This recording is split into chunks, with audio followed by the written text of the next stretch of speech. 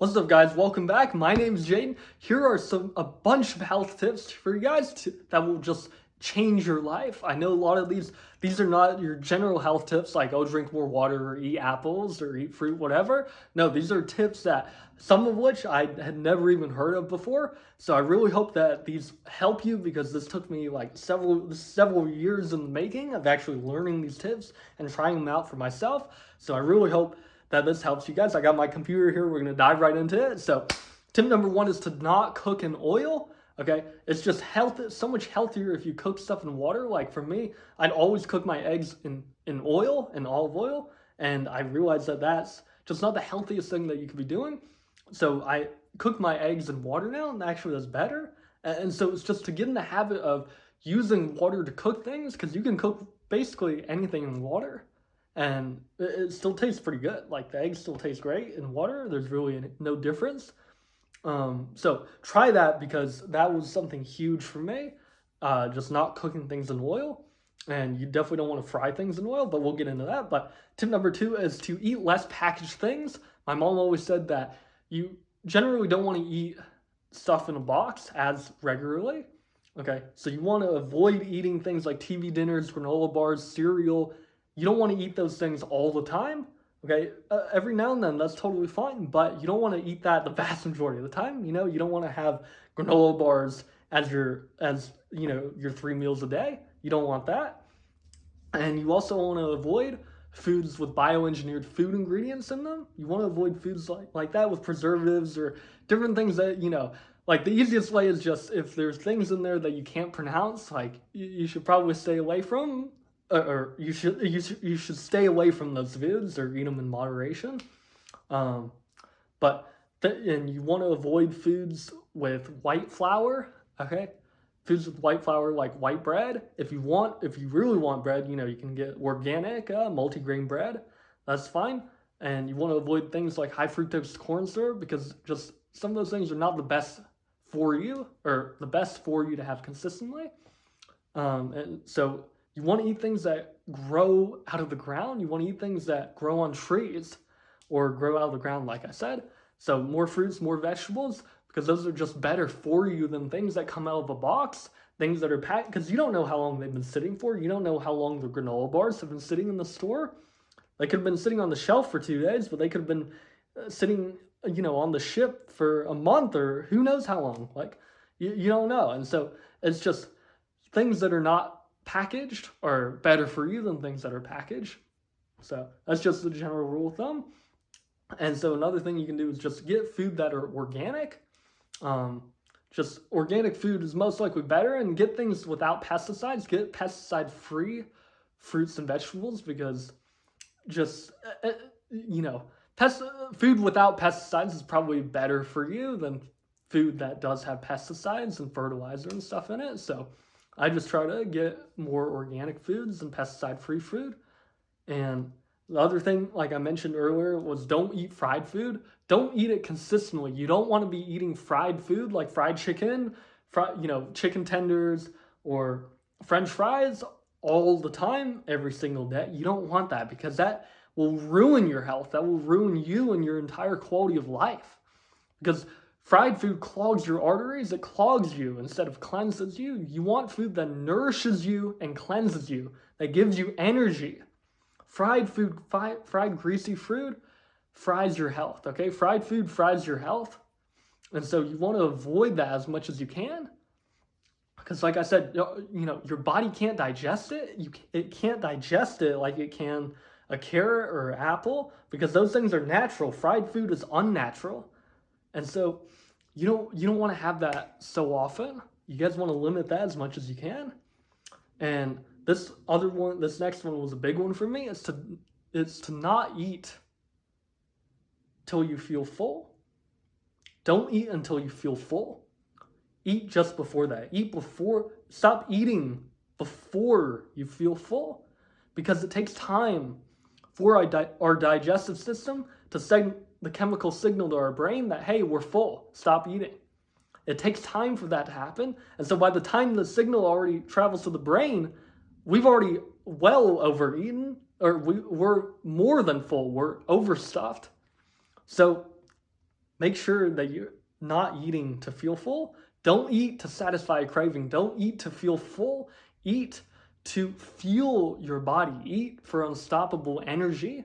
And that mindset shift of not eating for pleasure, not eating just because it tastes good, but eating to fuel my body, that really also changed my perspective on health and nutrition and eating in general. So I hope that can help you as well. But like I said, guys, don't eat until you're full, because that was a big thing. Because I would have 3 meals a day, like breakfast, lunch, and dinner, and I would try to cram all these calories into those 3 meals. Excuse me, and then I would just feel so stuffed afterwards. I don't know if you guys have ever gotten like afternoon slumps, like at 3 p.m. after eating lunch. I would just feel terrible. I would just have such low energy, and I just didn't feel like doing anything. And I realized part of that is because I was eating to where I was full. I was more than full, and so by eating less, or eating basically, yeah, by basically eating less, that helped so much. And so I ended up eating every hour instead of having 3 meals a day. I had basically, a mini meal every hour or so. And so sometimes it was just like an apple and peanut butter. Other times it was like more of a regular meal.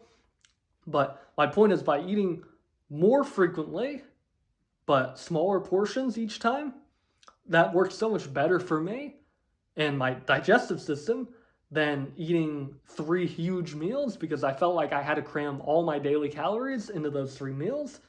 So spreading out the meals definitely helped big time. So maybe that'll work for you as well. And one thing is also about health is your beliefs about it. And this one belief really changed, again, how my mindset towards health. And the belief is nothing tastes as good as being healthy and fit feels. Nothing tastes as good as being healthy and fit feels. And again, that goes back to the point of I now see health as more fueling my body. That doesn't mean I can't enjoy the food that I taste or the food that I eat, but it just means that I'm more mindful with some of the foods that I eat. I'll stay away from certain things like fried food more than I used to. So that your beliefs about your health will ultimately determine how healthy you are. And so that belief really served me, so maybe it will serve you guys too. And this other thing, or this next tip was, I started to try eating things without salt or seasoning. Like for salads, for example, I would not put any dressing on it. For eggs, I wouldn't put salt or pepper on it. And at first it was okay, but I actually started to enjoy the taste of it, and now like I won't want to have salad with the dressing. And reason why I tried to stay away from dressing was because a lot of dressings have a lot of added sugar or preservatives in it, and it's just not the best thing for you. So I tried to avoid that as much as I could. And that really helped, because I noticed that like the eggs, the salad, the lettuce, stuff like that, they all have a natural flavor to them. But I could never taste the natural flavor of the fruit or vegetable because I was covering it up with dressing or salt or some other type of seasoning. And it actually tastes really good. I'll now just pull lettuce out of the fridge and just munch on that. No dressing, no nothing on it. And so I highly encourage you guys to try that, because you don't want to build up a salt tolerance. You don't want to have a high salt tolerance. And what I mean by that, I guess, is you don't want to have to put so much salt on food in order for it to taste good, in order for you to eat it, because that can lead to high blood pressure, that can lead to heart problems and a whole bunch of other stuff. Like, you don't want that to happen. So by doing this, that can help, I guess, reduce your salt tolerance and make you your salt, I guess, requirement. I don't know. Your salt, yeah. But my point is, by doing this, by trying things without salt or seasoning, it actually makes you less dependent on needing salt with your meals. So that really helped me. The other thing that helped me was to avoid dairy. I used to drink milk and have yogurt and stuff like that, I would have that all the time. I would have that probably like 2 or 3 times a day. I'd have like 2 or 3 cups of milk a day, maybe 1 or 2 bowls of yogurt, and on top of a bunch of other stuff.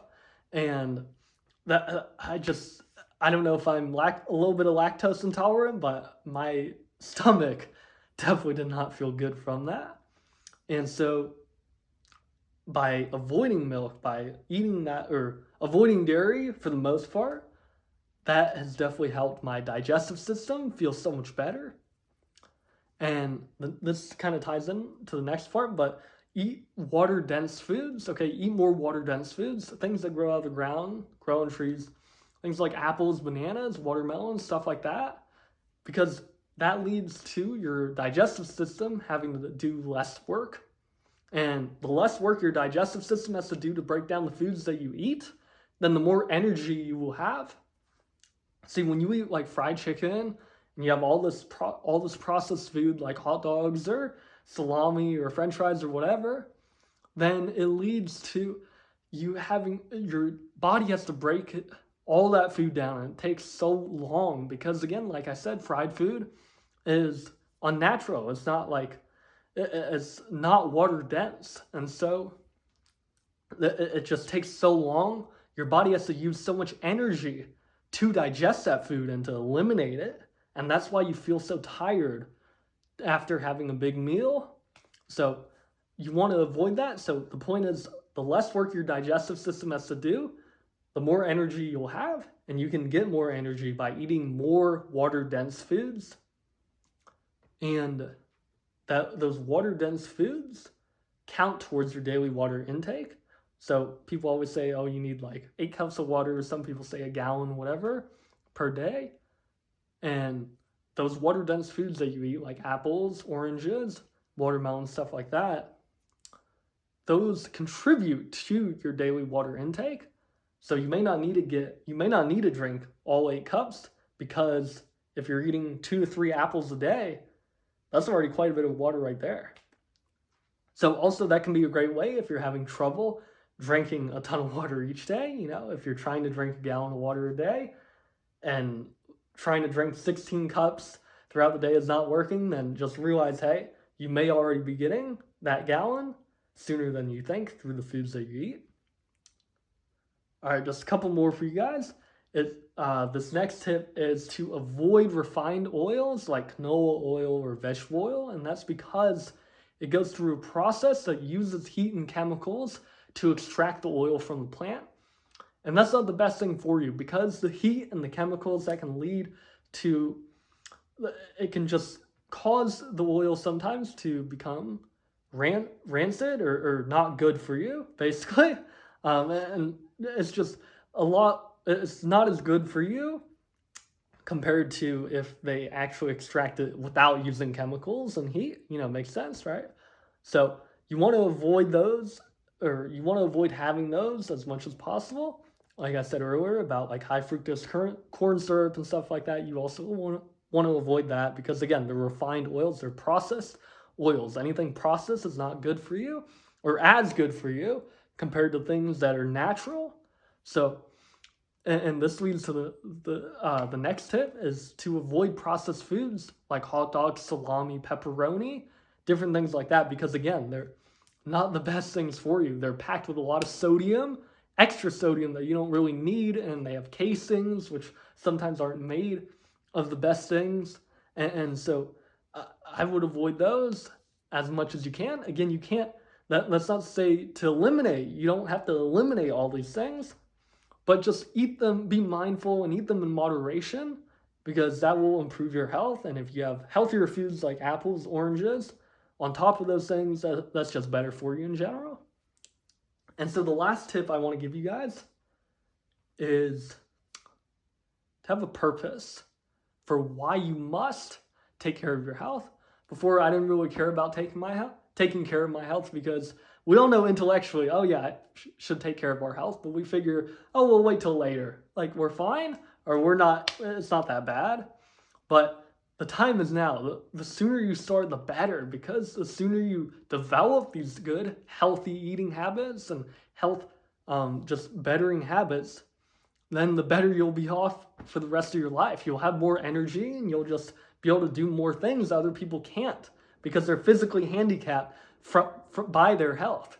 And you don't want to be like that. So you want to have pleasurable and painful reasons for why you must take care of your health starting right now. Not I should, but I must. Make it a must in your life. Make it a priority.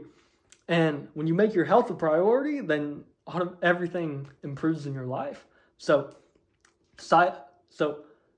for pleasurable reasons, some pleasurable reasons you could have, it's like, well, when I take care of my health, then I'm going to have more energy. I'm going to feel more unstoppable. I'm going to be able to work better. I'm going to have greater workouts. I'm going to just be able to do more things in my life. I'll be able to see my kids and my grandkids, and I'll be able to live longer, to have fun with them, make amazing memories. But you also want to look at the painful reasons too, because those will motivate you, especially in the short term. And that could be something like, well, so that way I don't have to put my family or my kids, my grandkids, through seeing me suffer in a hospital bed where I have like some terminal disease that I can't control. You don't want to be the one that is on their deathbed regretting that, dude, I wish I did things differently. I wish that I just invested the time and the money in taking care of my health and learning about how to take care of my health. Like, I wish I did things differently back then. I wish I did what you're sharing with me back then. Because now I'm in a position of pain, physical pain, disease. Like, you don't want to be that person. That could be a painful reason for you. That could be a painful reason. Could be there's so many painful reasons that you could come up with, guys. But you don't want to be the one. You don't want to be, you don't want to end up living a life that is where you're physically handicapped. You physically can't get out of bed because you didn't take care of your health. Because you decided, oh, well, I'm not going to take care of it. I'm too lazy or whatever. Or now's not the time. Because now is the only time that we have. The here and now is the only time that we have. So if you're not going to take care of it now, then when are you? You're never going to take care of it. I'll tell you that. Because if you don't decide now, well, like I said, why is tomorrow more compelling then? It's only, you don't want something, God forbid, you don't want something to happen. And then you finally decide, okay, well, after this terrible thing happened, now I'm ready to take care of my health. You don't want that to happen. You want to be proactive, not reactive. So creating this purpose full of compelling reasons for why you must take care of your health right now, that will really save you. That will give you the drive and the motivation to actually take care of your health. So creating that is so important, guys, because like I said, mindset is more, it's more important than the actual actions, because most of the time we don't even take the right actions because of our mindset, because we believe we can't do it, or some other type of fear or doubt or worry in our head. So take care of the mindset, create the purpose for why you must take care of your health starting right now. So I really hope these tips help you guys, but thank you so much for watching. I know it's probably been a longer video, but I really thank you guys so much for sticking through it. Make sure to let me know down below if you guys want more health tips like this. I've been more than happy to make them for you.